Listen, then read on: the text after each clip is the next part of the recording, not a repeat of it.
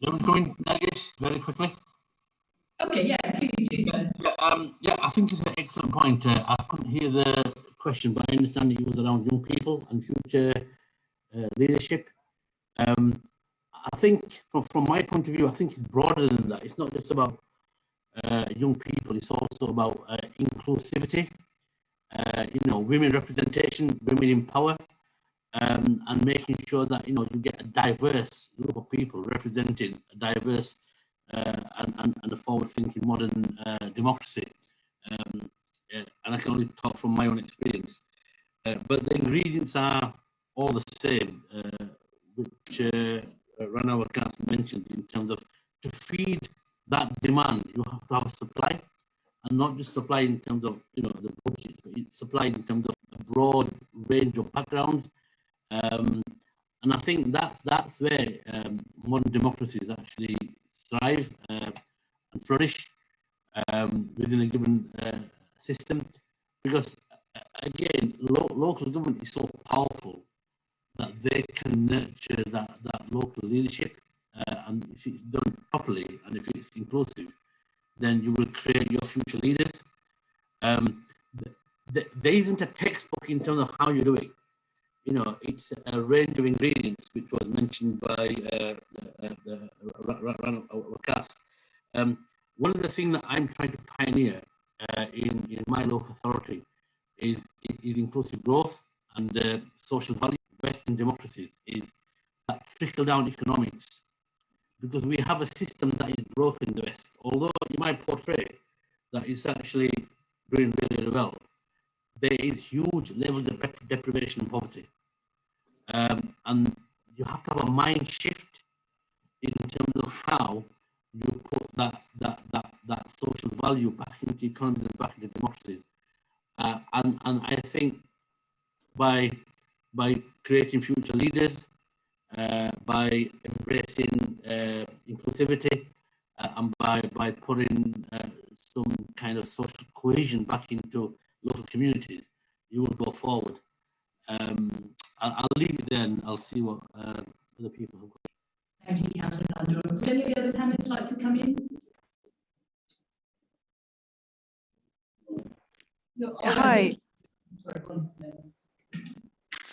Yeah, I did want to just, I think everything that Councillor Pandora said, I agree with that about the importance of inclusivity. As I mentioned in my remarks, one of the things that we have seen is that for young people in particular, local government, whether young people, but also sort of other marginalized groups, local government can be a really interesting opportunity to sort of have that first access to develop, if they're interested in understanding the mechanisms of government, interested in sort of participating in the process in any way. Local government can be a really, really good entry point because it is within their communities. They are able to sort of work in an area in which they live and study, and so we've seen the participation of youth and the development of young leaders at the local level as a really good channel into potentially into further sort of careers in politics or higher levels of government. And I think just sort of on the councillor's point generally on sort of inclusivity, I think sort of the role of civil society very broadly, society, some of the other panelists have talked about, is really critical. I mean, it really is sort of an all of society effort in order for local governance to be successful, both on the supply side and the demand side. And we've seen, I was talking about Indonesia earlier. One of the things that we saw, as a result of sort of this very ambitious decentralization program was local civil society organizations, many of them youth-led, really set, all of these where there hadn't been enough preparation on the administrative side for how those resources would be spent, a really strong movement by civil society to ensure that there was some oversight as best as possible for how those resources were being allocated. So, thank you for the opportunity to make that contribution. Would you like to come in on this? Yeah, so I know Amjad is from Kailabu University, and we have dealt the protest by the student body parties in Kazan University a lot, and You're a troublemaker. no, they had legitimate demands for. So I could see there's a need for the student unions, and there's a lot of discussion going on in most of the relevant section in the society about whether student unions should be legitimized or not. So once we talk about the student unions, they were the feeding grounds for the local governments, and then the politicians or the young people would face upwards toward the provincial or the national setups. So we have a case for, if we have a case for the local government, then we must also talk about the student unions and all these types of things. So this was particular to the Kazan University because I've seen students, they are very active and also in other universities of Pakistan. So in Islamabad, we had one youth member, but I think one youth member is not sufficient. We could have more. But in my opinion, this is kind of a research question. But I have seen people who are being elected as the union, the councillors for the union council. They are quite young. The smaller the office you are holding election for, younger the candidates you get for that. So this is kind of research question that if you make the constituency small, I believe that you get the younger candidates for that. So if you are holding election for prime minister's office, you won't get younger candidates. But so this is kind of research question, and we should be talking more about this. Again, very interesting points in terms of how can we sort of engage young people more in the local government process. There was once upon a time when I was young, and actually, local government was my entry point. I was elected for 8 years, and I would thoroughly sort of recommend it to everyone really. You made some sort of interesting points there in terms of it was a sort of smaller sort of constituency, and you could sort of bring on sort of young people. I mean, not everyone's going to stand for election, are they? They're not going to stand for election, and maybe not everybody wants to be an elected politician. So, I mean, are there other sort of mechanisms of engagement with all sort of marginalised communities, whether they be young, women, sort of minority groups? But again, I know that you've been very innovative in terms of how you've been using sort of social media. Again, please, if there's any examples you'd like to share of solutions. Yeah, so I would build upon some experience we had with the Tiger Force, which were very organized in Islamabad, and there were young people who were members, and they were volunteers working for different causes, and they helped us during the COVID times also, and then any of the, so this is the ready-made force which comes in and helps us with the from media strategy to on-ground work.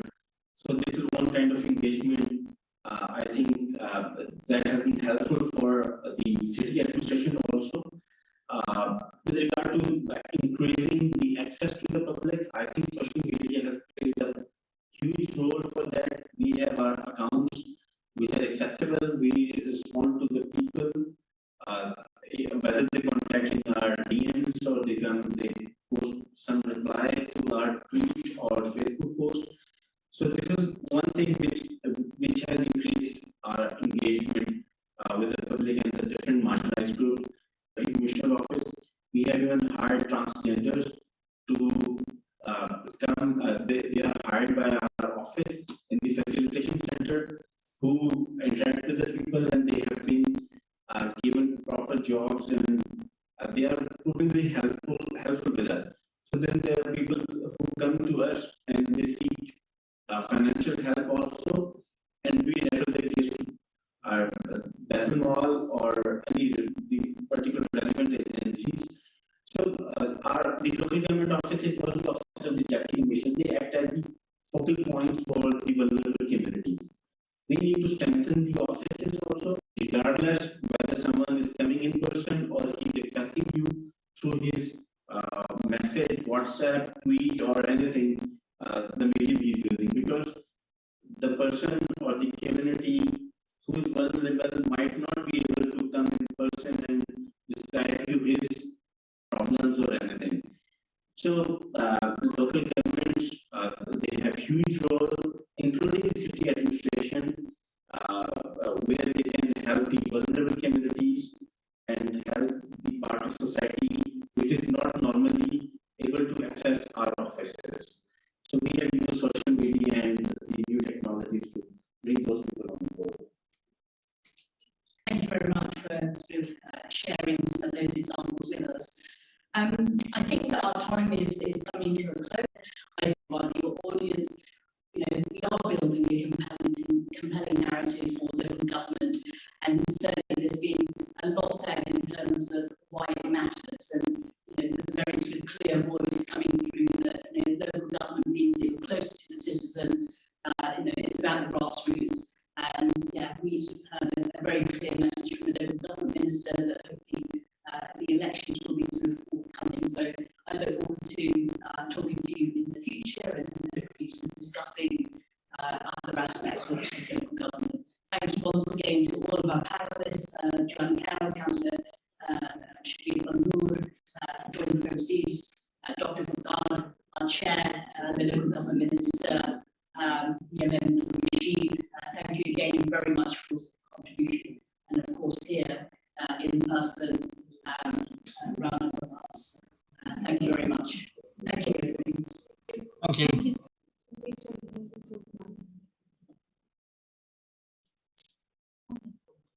I feel like a victim. You're sitting